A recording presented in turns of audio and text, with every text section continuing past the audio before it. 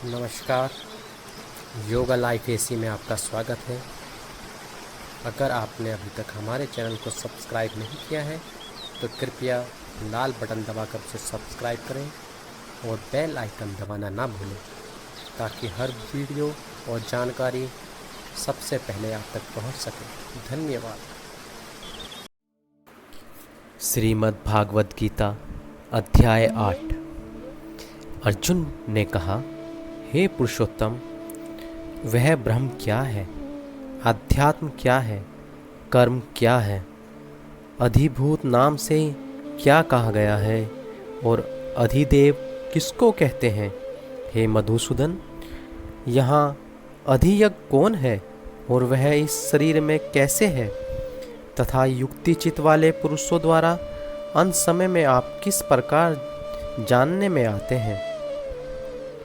श्री भगवान बोले, परम अक्षर ब्रह्म है। अपना स्वरूप अर्थात जीवात्मा अध्यात्म नाम से कहा जाता है तथा भूतों के भाव को उत्पन्न करने वाला जो त्याग है वह कर्म नाम से कहा जाता है। उत्पत्ति विनाश धर्म वाले सब पदार्थ अधिभूत हैं। हिरण्य पुरुष आदि देव हैं। और हे देहधारियों में श्रेष्ठ अर्जुन, इस शरीर में मैं वासुदेव ही अंतर्यामी रूप से अधियज्ञ हूँ। जो पुरुष अंतकाल में भी मुझको ही स्मरण करता है और शरीर का त्याग कर जाता है वह मेरे साक्षात रूप को प्राप्त होता है। इसमें कुछ भी संशय नहीं। हे कुंती पुत्र, यह मनुष्य अंतकाल में जिस जिस भी भाव को स्मरण करता हुआ शरीर का त्याग करता है उसको ही प्राप्त होता है, क्योंकि वह सदा उसी भाव से भावित रहा है। इसलिए हे अर्जुन, तू सब समय में निरंतर मेरा स्मरण कर और युद्ध भी कर। इस प्रकार मुझ में अर्पण किए हुए मन बुद्धि से युक्त होकर तू निसंदेह मुझको ही प्राप्त होगा। हे पार्थ, यह नियम है कि परमेश्वर के ध्यान के अभ्यास रूप योग से युक्त दूसरी ओर न जाने वाले चित्त से निरंतर चिंतन करता हुआ मनुष्य परम प्रकाश रूप दिव्य पुरुषों को अर्थात परमेश्वर को ही प्राप्त होता है। जो पुरुष सर्वज्ञ अनादि सबके नियंता सूक्ष्म से भी अति सूक्ष्म सबके धारण पोषण करने वाले अचिंत्य स्वरूप सूर्य के सदृश नित्य चेतन प्रकाश रूप और अविद्या से अति परे शुद्ध सच्चिद आनंद परमेश्वर का स्मरण करता है, वह भक्ति युक्त पुरुष अंतकाल में भी योग बल से भ्रुकुटी के मध्य में प्राणों को अच्छी प्रकार स्थापित करके फिर निश्चल मन से स्मरण करता हुआ उस दिव्य रूप परम पुरुष परमात्मा को ही प्राप्त होता है। वेद के जानने वाले विद्वान जिस सच्चिदानंद स्वरूप परम पद को अविनाशी कहते हैं, आसक्ति रहित यत्नशील सन्यासी महात्मा जन जिसमें प्रवेश करते हैं और जिस परम पद को चाहने वाले ब्रह्मचारी लोग ब्रह्मचर्य का आचरण करते हैं, उस परम पद को मैं तेरे लिए संक्षेप में कहूँगा।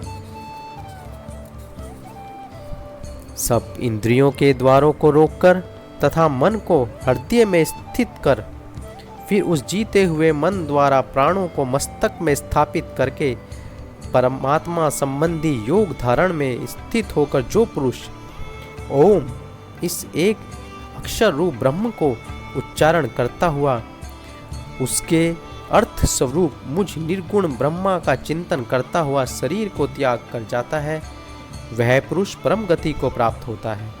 हे अर्जुन, जो पुरुष मुझ में अनन्य चित्त होकर सदा ही निरंतर मुझ पुरुषोत्तम को स्मरण करता है, उस नित्य निरंतर मुझ में युक्त हुए योगी के लिए मैं सुलभ अर्थात उसे सहज ही प्राप्त हो जाता हूँ।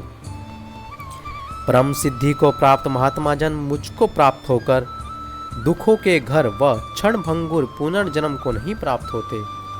हे अर्जुन, ब्रह्मलोक पर्यंत सब लोग पुनरावृत्ति है, परंतु हे कुंती पुत्र, मुझको प्राप्त होकर पुनर्जन्म नहीं होता, क्योंकि मैं कालातीत हूँ। और ये सब ब्रह्मादि के लोक काल के द्वारा सीमित होने से अनित्य है। ब्रह्म का जो एक दिन है उसको 1000 चतुर्युगी अधि वाला और रात्रि भी 1000 चतुर्युगी तक की अवधि वाली जो पुरुष तत्व से जानते हैं वे योगी जन काल के तत्व को जानने वाले हैं। संपूर्ण चराचर भूतगण ब्रह्मा के दिन में प्रवेश काल में अव्यक्त से अर्थात ब्रह्मा के सूक्ष्म शरीर से उत्पन्न होकर और ब्रह्मा की रात्रि में प्रवेश काल में उस अव्यक्त नामक ब्रह्मा के सूक्ष्म शरीर में लीन हो जाते हैं।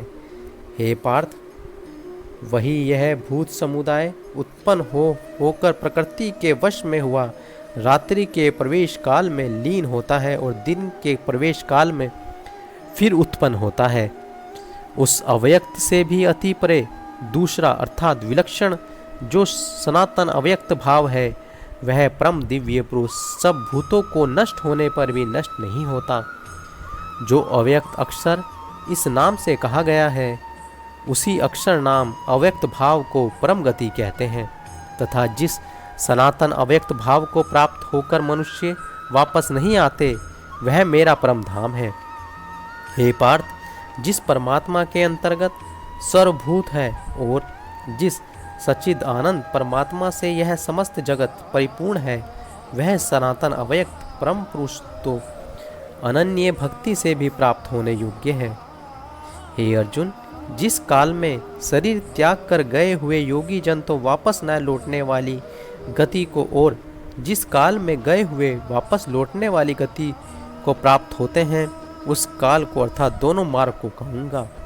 जिस मार्ग में ज्योतिर्मय अग्नि अभिमानी देवता है, दिन का अभिमानी देवता है, शुक्ल पक्ष का अभिमानी देवता है और उत्तरायण के 6 महीनों का अधिमानी देवता है, उस मार्ग में मरकर गए हुए ब्रह्मवेता योगी जन उपयुक्त देवताओं द्वारा क्रम से ले जाए जाकर ब्रह्मा को प्राप्त होते हैं।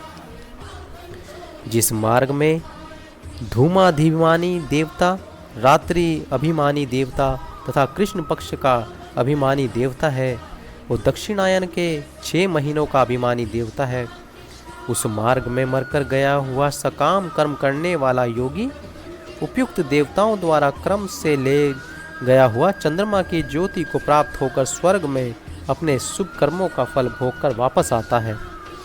क्योंकि जगत के ये 2 प्रकार के शुक्ल और कृष्ण अर्थात देवयान तथा पितरायन मार्ग सनातन माने गए हैं। इनमें एक के द्वारा गया हुआ जिससे वापस नहीं लौटना पड़ता उस परम गति को प्राप्त होता है और दूसरे के द्वारा गया हुआ फिर वापस आता है अर्थात जन्म मृत्यु को प्राप्त होता है। हे पार्थ, इस प्रकार इन दोनों मार्गों को तत्व से जानकर कोई भी योगी मोहित नहीं होता। इस कारण हे अर्जुन, तू सब काल में समबुद्धि योग से युक्त हो अर्थात निरंतर मेरी प्राप्ति के लिए साधन करने वाला हो।